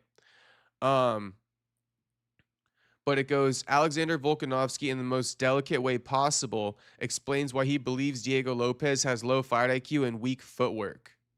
He says Lopes still hasn't learned how to cut off the cage from both sides, fight effectively as the aggressor, or properly understand distance. Yikes. Yikes. And you know, why is this 90% of the UFC roster, boys? Why is this 90% of the UFC roster? You know who else doesn't know how to do any of this shit? Sean Brady. Sean Brady don't know the first thing about striking, and he finna get knocked out by Joaquin Buckley come March 25th. Mark my damn words. You were beating him, right? Like I tell people, it's like you're fighting Volk, but you're also fighting his IQ. His IQ when he fights you. Talk to me about like when you're like, okay, I'm gonna circle away from the power. Oh, good job, Diego. You fixed that. I'm gonna circle away from your power. I'm gonna circle into your power. And then he went southpaw, and I'm like, you're giving him what he needs because now you're not lighting up anymore. Talk to me about that. Yeah. So obviously during camp, we were thinking surely his team are gonna be like, all right, we need to learn to cut off. We're going to cut him off going this way. So we'd be like, he has to, you know, has to at least do that, right? But I was even saying leading up, I don't know, even just cutting off. Some people, yeah, I'll cut him off, but some people can do it wrong. Like if he cuts off too close, I can just run him into big shots. Let's see what he does anyway. But obviously we'll prepare to go the other way. We'll be prepared to go both ways if we have to. You know, I wasn't thinking that I'd be able to just be able to go one way the whole time. I thought he would do a better job of, no matter which way I went, probably eventually cutting me off. But as soon as I went right, like I did in the first fight, he straight away, like you could see that he trained it, and he's like, like try to cut me off straight away to come right in front. I'm like, oh, okay, all right. So he's done that. Did it again? Yep. Okay. So I started turning the other way, and then all of a sudden, I just had the open side. He did the right thing of going southpaw, right? A southpaw would be a good option, but he was still just sort of squaring up, not cutting me out. I cut him off, so I was still able to just freely turn. And for me, I'm just like, all right, I can just keep doing what I'm doing. If he wants to get aggressive, like because he doesn't like that I'm turning him so much, he can come, and that's when I can just catch him coming in. Like so, I didn't have to take too much risks. I would just keep turning until he wanted to do something, and I'd make him pay. So it was yeah. Again, like he's good, but maybe he just needs that little bit more IQ or footwork and get a better understanding. And that's why that quick turnaround, it was always going to be difficult for him to. That's why when people are like, oh no, he's going to cut off. Yeah, he's going to cut off, but is he going to do it properly? Like, you know, I feel like, you know, if you just, I'm going to cut off, you know, and you just do this, you're probably, you know, you're being too aggressive cutting off, and next minute you're just running, I'm drawing you in even bigger shots, you know, you're getting there too quick, you're getting yourself in the range, you know, you're not really getting your feet under you, you're not trying to go around to cut me off, you're literally just cutting the corner, which is going straight into my right hand. You know, so I'm like, there's a good chance he won't even do it right. Even if it does, because it's such a quick turnaround for us to do a rematch, and for me to, you know, be able to have a game plan that affected him so badly. Could you expect him to make them good adjustments and learn so much in 8 months? I was like, I don't know. Obviously, he might know how to cut off, but all right, when I start doing other things, like I've got that many things I could do with footwork, right? There's you know, even if he started cutting me off the other way, I still had so many other layers I could have went. How is he going to be prepared for all those layers? He wasn't, you know what I mean? And I was able to stump him on just that next layer, and just me turning the opposite way. And I'm not having a shot at him. It's just something that he will learn. I feel sorry for him in a sense, really, to be honest. You would probably agree with me this. Like, I don't know if anyone would be able to sort of do that to him in a sense. Can someone stick to a game plan like that? And I mean, like I was thinking the guy had to fight me twice. And then I was able to, you know, because if most other people are going to end up fighting his fight, they might not have a choice because they probably don't know how to work him around the octagon like I can for 25 minutes. So he's eventually just going to catch them. So I feel bad because I'm probably the worst possible matchup for the guy, just purely because of my IQ and my footwork and whatnot that he just couldn't handle. So now he's pretty much wasted his chance at the title against me in a quick turnaround where just, like, I mean, I was probably the only guy that can do 50 minutes and just have him not knowing what's going on for 50 minutes. I don't know if there's another fighter in our division that could do that. Maybe Lerone Murphy could do something. I don't know if he would be able to do as good a job. No, it's Lerone Murphy. And Volk summed it up pretty well there. I mean, when it comes to the footwork, Tyler Betts even saying it, you know, Volk destroys Evloev. He's a much worse version of Islam without the striking. Gonna look like the first Islam versus Volk fight, but with a clear Volk W. You know, styles make fights, and I think Lerone is a worser style matchup for Volk than Movsar for the reasons Tyler Betts just listed, for the same reasons that Volk just listed here. You know, Volk needs somebody who can hang with him in the striking. If you can't hang with him in the striking, you're in for a long night. And don't even think about fucking wrestling him either, because that ain't gonna happen. Especially at featherweight. At 145, ain't no one wrestling, homie. Don't even think twice about it. Movsar, give it your best shot. See what happens to you. Okay, that's why it's a bad matchup for Movsar, because he won't be able to wrestle, homie. He sure as hell won't be able to strike with homie. With Lerone, not to be mistaken for Lerone. Don't make the same mistake I made, all right? Not to be mistaken for Lerone. Lerone, he got the better chance against Volk. Why? Because he can keep it on the feet. He's going to have to force Volk to potentially shoot, which would only play in his favor. So, yeah, a lot of people think that Movsar is the one who's going to get the opportunity. And Movsar versus Lerone is booked. It's locked in. I hope Lerone can get the win so we can see Volk really tested. But honestly, I wouldn't mind seeing Lerone lose, to be honest with you. No hate, but just to see Volk dominate Movsar, I would hate watch the fuck out of that. I would hate watch the fuck out of Vulkanovski beating the shit out of Movsar. You know, no sugar Movsar, 3,000 push-ups a minute Movsar. Yeah, all that, shove it up your ass when you fight Volk. All right, you better know how to strike when you step in that octagon and the cage door shuts. All the years of no sugar, all the 3,000 push-ups in 1 hour, shove it up your ass when you step in there with Volk. All right, none of that's going to help you. You might want to up it to 6,000 push-ups. maybe no sugar. Shit, you might want to add no carbs to that, homie. I mean, you got to mix it up better than that. All the amounts of no sugar in the world, all the fucking push-ups in an hour in the world ain't going to save you against Volk. You need real skills to fight Volk. I would literally hate watch the shit out of that. And I'd get on my hands and knees and I'd pray for Vulkanovski to have the best performance of his life that night. You know? In Jesus' name, amen. That's how I feel about it. That's how I feel. You were beating him. Super quick knockout in boxing. They're calling it the fastest knockout of all time. Who knows? Who knows if it's the fastest of all time? But it's a pretty quick knockout. Boom. Done.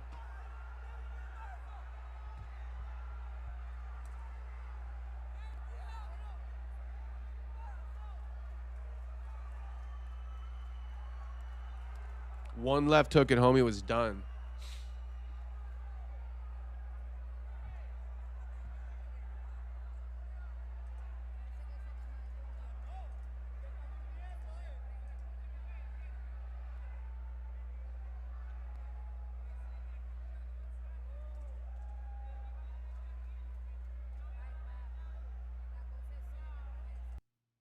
Shout out to Tuxedo Mask saying, would you collab with Guru? Maybe help him train. I would love to. I would love to. Thank you for the dono, Mr. Tuxedo Mask. Much appreciated, homie. Bro, I don't know what's going on with my OBS today. It's kind of glitching. I can't like the donos. I can't create polls. Like, what the fuck's going on with the chat right now? So if I'm not liking the donos, just know it's because I'm not getting the option at the moment.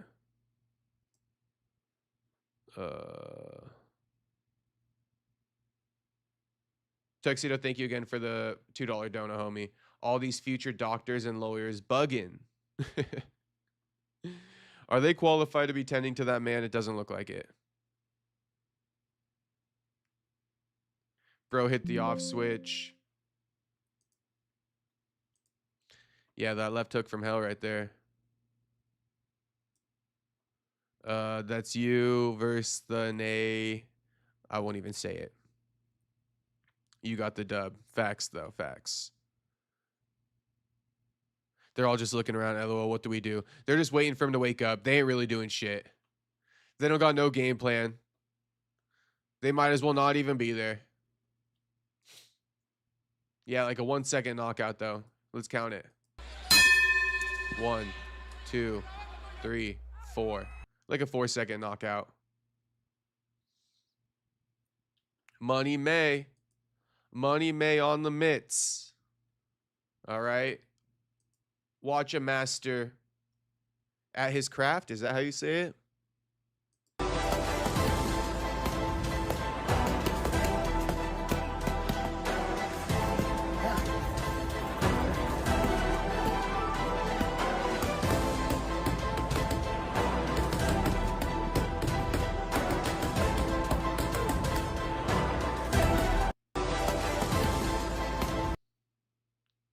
Honestly, JP Money asking that how quick you would KO Martin Sano. Probably, homie.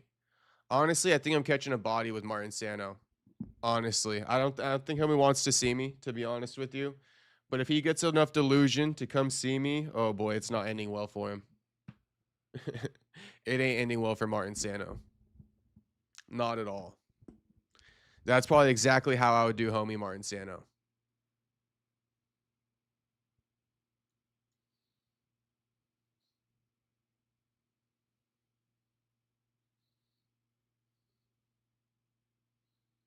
Took that Oompa Loompa longer to run to his body. Oh, too good. Whenever I go to MMA events, I'm always like, who the fuck applies for these jobs out here? Like, this is such a niche job category. Like, not one person I know works for MMA organizations. It's such a niche job category. Auto saying Mayweather looks good, especially the pad work is real good. And the guy that holding the pads, he's also good with the hands. Is this Lakai? Who's this? Oh, no. That's another one of his trainers. I don't know his name, though. Gravy, Mayweather always had A1 mid-game. He did. Bro, I can't wait for these 24/7s or all accesses to drop. I've literally been waiting years for it. Like for the next thing to come about, you know? And the next thing hasn't come about. Floyd Mayweather just came back.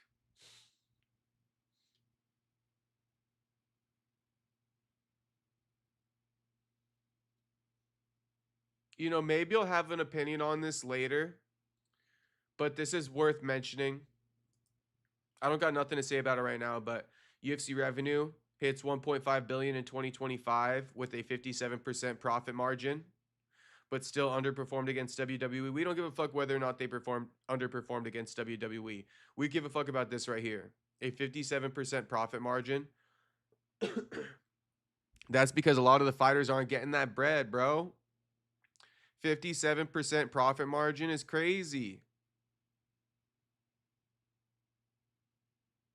Crazy. They're profiting 57%. I don't know. I haven't fully dived into this, but I don't like it. I think the number should be lower. I think their profits should be in like the 30 to 40% margin. Jim says, great podcast tonight. Thank you, homie. Thanks for tuning in. I'm glad you guys liked it. I actually started off the podcast very low energy. But I was able to pick it up once the chat started getting popping. So shout out to the streets. Dana's shit-eating grin in the tweet, LOL. I know. The foreshadowing is crazy. I'm not going to lie. I love foreshadowing to it with my posts. The picture is worth a million words. For the first time since TKO was formed, the MMA organization was outpaced by WWE in both total revenue and raw profitability. UFC revenue grew 7% or 96 million year over year WWE higher profitability and revenue is most likely due to a big partnership with Netflix. Yeah. Shit-eating grin, LOL. That's a shit-eating grin if I ever seen one. That is a shit-eating grin if I ever seen one. All right, give me one moment. Give me one moment. I'll come right back. Give me one moment.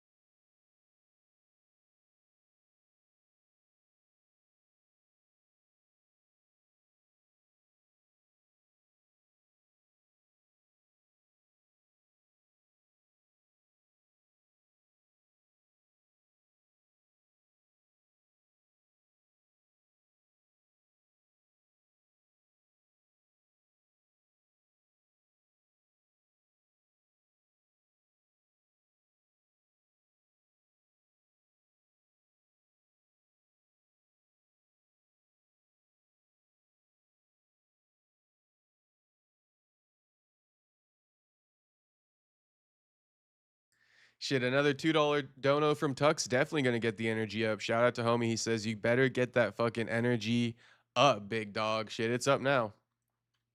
It's up now, no diddy. Money Trees Exotics, what's poppin', homie? We got all the homies in the chat now, it appears. Money Trees revenue grew 350+% this year. Hell yeah, homie. Hell yeah. We all winning in the Big 26. We manifested that. We all winning in the Big 26. Everybody in the streets, we all winning in the Big 26. Who is the streets? Shit, you are the streets, boys. You are the streets. The chat is the streets. Saint RG asking one of the best questions of the night. You ever had a dog or cat or something? Can we get more questions like this, please? I like more questions like this. Yeah, I used to have a dog. I had lots of dogs growing up. I was a big dog guy. I also had a cat though. But my cat died because like it had this disease where it couldn't like shit. It's very sad. And yeah, literally, I mean what I say, like literally. The cat couldn't shit. It got to a point. And then the surgery was going to cost too much money, so the cat died. But he was a Maine Coon. He was a Maine Coon cat, if you guys are familiar with Maine Coons. But the types of dogs I've had a Labrador, like a chocolate lab. I've had like a Shih Tzu, and I forget the other breed, but it's like a mixed Shih Tzu. I've had a Chow Chow, like a white Chow Chow. You guys are familiar with Chow Chows. I had a Chow Chow. And that's pretty much it. Oh, I had like a Siberian Husky, but that dog ran away. Heck yeah, Maine Coons get big. Yeah, homie was big. Homie was big, and he just roamed around outside all day, every day, and he'd come back in at nighttime. He was a straight outdoor cat. Big old fucking fur coat. We rescued his ass too. Yeah, we rescued him.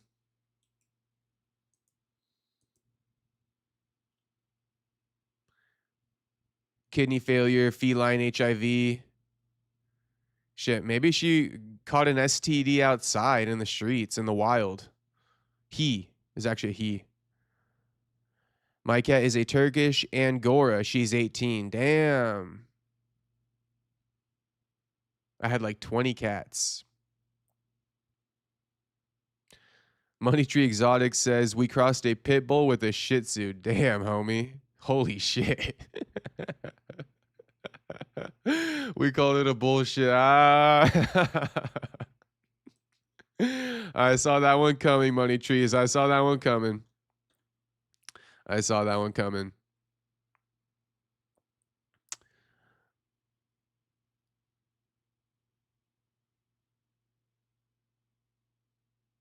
Oh yeah, Otto says, I had a Chow Chow before. They're very protective and they got to be careful with them just in case you piss them off. Yeah, homie. Yeah. Chow Chows are actually kind of aggressive. They're actually kind of aggro. Yeah, Chow Chows kind of are aggro. And they are beastly. They are beastly. Actually, my big old lab and my chow chow used to fight all the time. They used to get in some serious brawls back in the day. I'm talking like my mom would be hitting them with the vacuum and shit, or like take out the iron. I don't know if this is like hood shit or whatnot, but anyone ever took out a hot iron to stop a dog fight? Because my mom did that. The chow chow in the lab were fighting, and my mom whipped out the iron, the hot iron. She plugged that bitch in and burned them to get them off. Is that like some PETA? Are they gonna get PETA? Call PETA? Or use the hose? Yeah, we use the hose plenty of times. The hose, the vacuum, the fucking iron. The iron was crazy. The iron was crazy.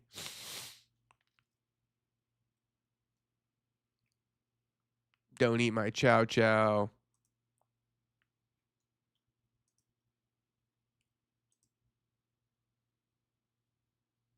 I had a chow chow try to dominate me one time, and I had to yell at it. Damn, Jim. Jim, I know you put that chow chow in his place. Knowing you, homie. You fucking yelled at him in all caps, too. I know it. Homie Jim had to yell at the chow chow in all caps, just like he does in the chat. I love the all caps, by the way. Don't ever stop. I just stand up and dogs freak out. They behave then. Nothing worse than an untrained, aggressive dog, though. Nothing worse than that. It's probably a pet peeve of mine. An untrained, aggressive dog, nothing worse.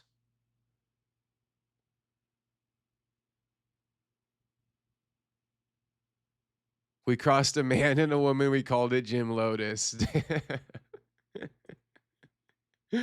Oh, boy.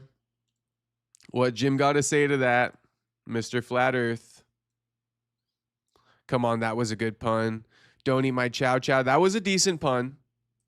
Just spray it with water. Yeah, the iron is crazy, isn't it? All right, well, I don't know if this is going to come as much of a surprise to you guys, but I think actually, there's one more clip that I want to conclude the stream with. Yeah, I mean, there's not much going on. There's really not much going on. We talked about it all. Diego Lopes moving up. Khamzat's fat. You know, we can look at Khamzat's fat real quick, and then we'll wrap up the stream on these two.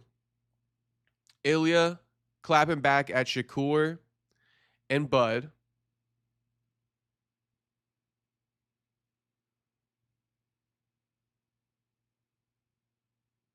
Topuria clapping back at Shakur and Bud.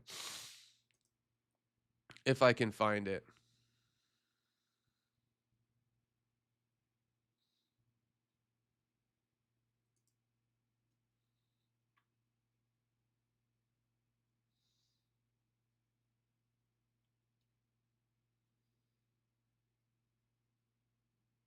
For you. Oh, let's play this though.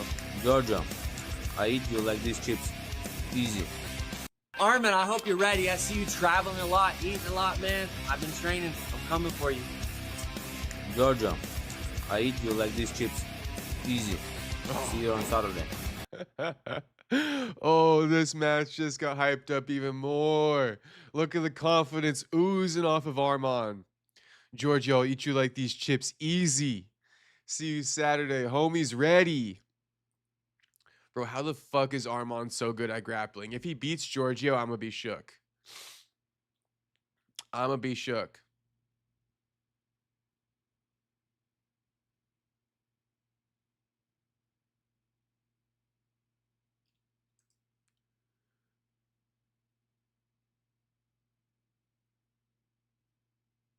Oh, Ilia speaking about not being so active.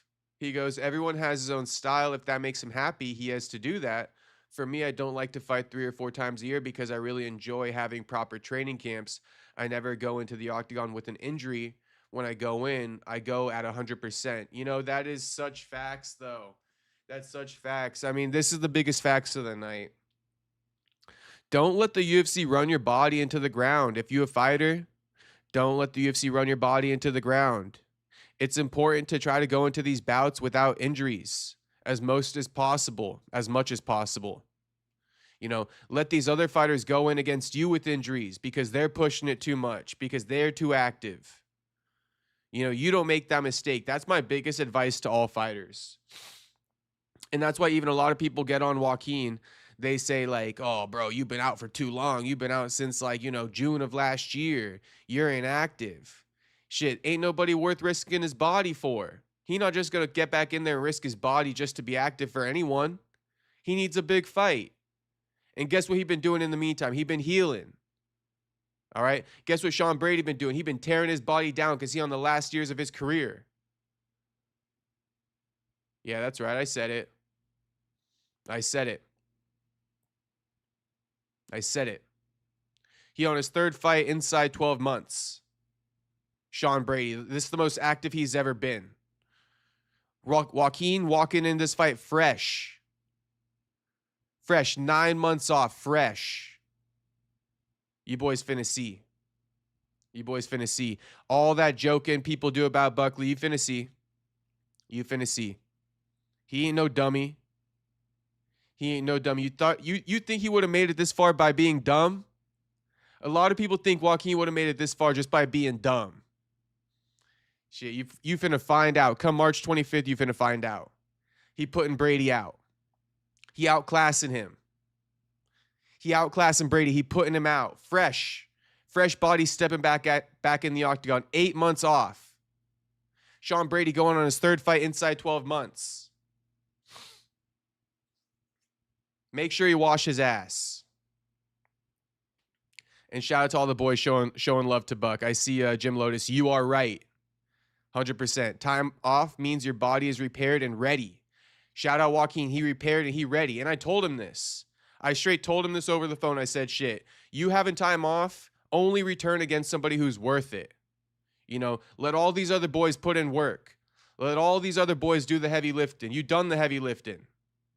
You know, let these boys do the work, get caught up, and then you can go fight them. Perfect.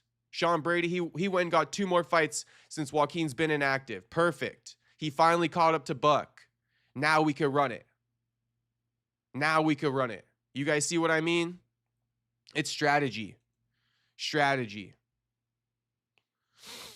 You guys got me hyped up on the Buck fight for no reason at all. Actually, nobody got me hyped on the Buck fight but me. I just hyped myself up out of nowhere about that.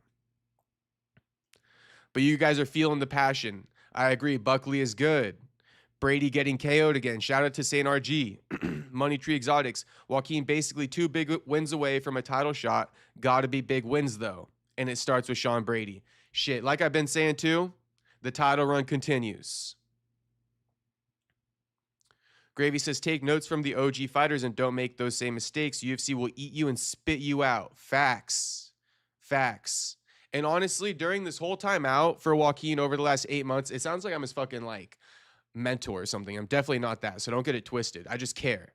But the biggest message I tried to get to Joaquin during this time out was exactly what Gravy said.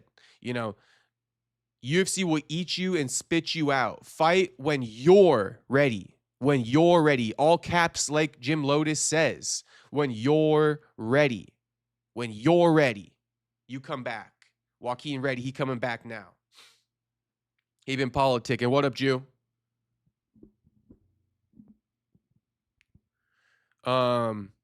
We just getting hyped up about the Buck fight for absolutely no reason at all, Jew. Absolutely no reason at all. We were talking about Ilia not fighting 3 to 4 times a year, and all of a sudden I went on this massive Buck rant. St. G says, Brady getting KO'd again. Brandon spitting facts. Oh, Brandon spitting the Sigma grind set for fighters. Shout out. Shout out. All right, Buckley W. Yeah, Buckley winning the shit. Shout out to Juice Man. We rocking with Buck. We team Buck. I wanted to see this whole response to Shakur and Bud Crawford.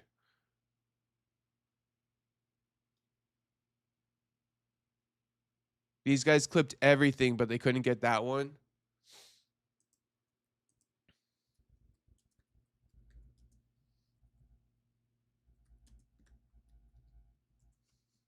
March is baddie month.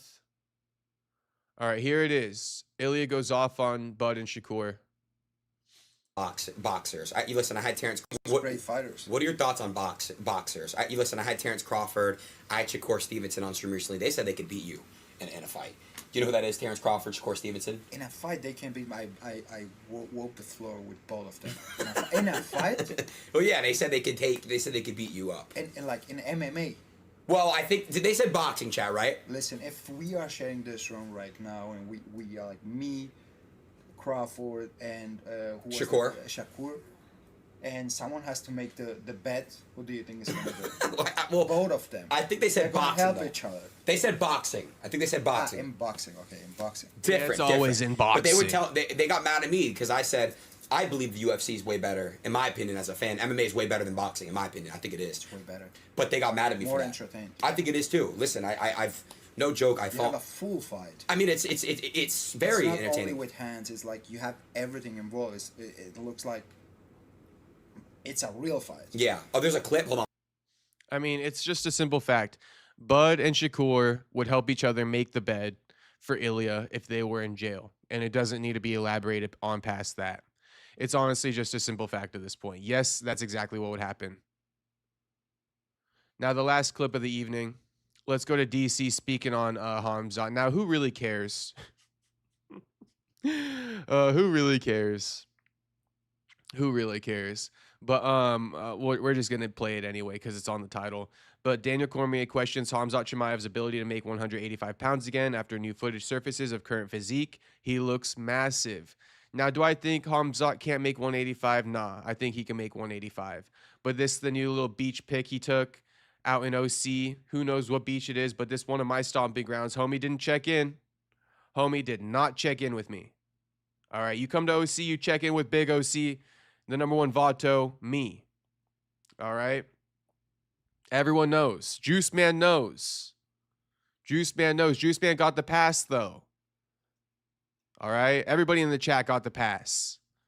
But Khamzat, you better come check in, homie. You did not check in to come to my nice beaches around here. All right? Anyway, let's watch the video. He's earned his chance to fight for that belt. Now imagine that Khamzat is here in the United States preparing for that fight with Imavov. That would be my guess if I am thinking about what's next. But the reality is, one, how difficult is it going to be for him to get back down to 185? Because I'm telling you, he looks massive next to Roundtree. Two, how will he compete when he's back down there? And three, how does Imavov deal with the size of Khamzat Chimaev at this point? Because while Imavov was a 185-pounder, Khamzat was at 170, Chimaev looks like the bigger guy. He looks like the much bigger fighter. Now, I'm telling you, you guys have to watch that training footage. He looks like a monster at over 200 pounds. DC's age is kind of showing.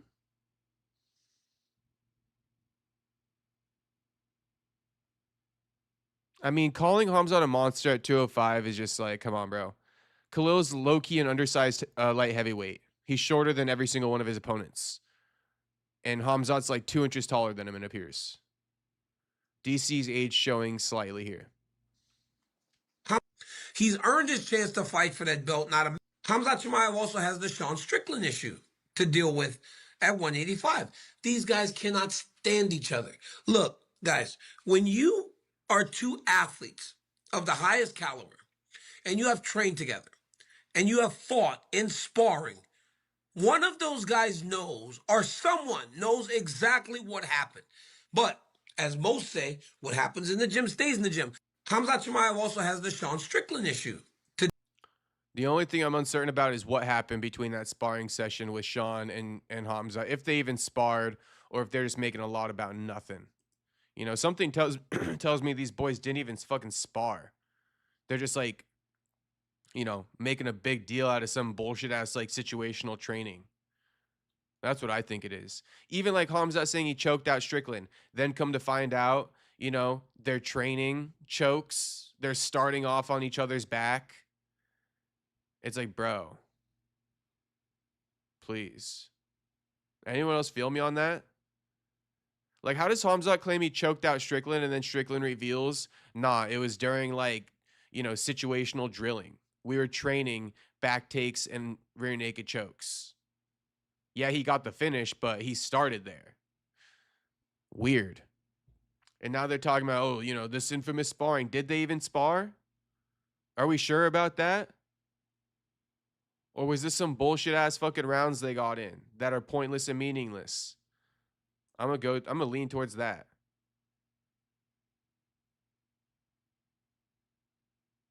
Wait, what beach? Yeah, I don't know.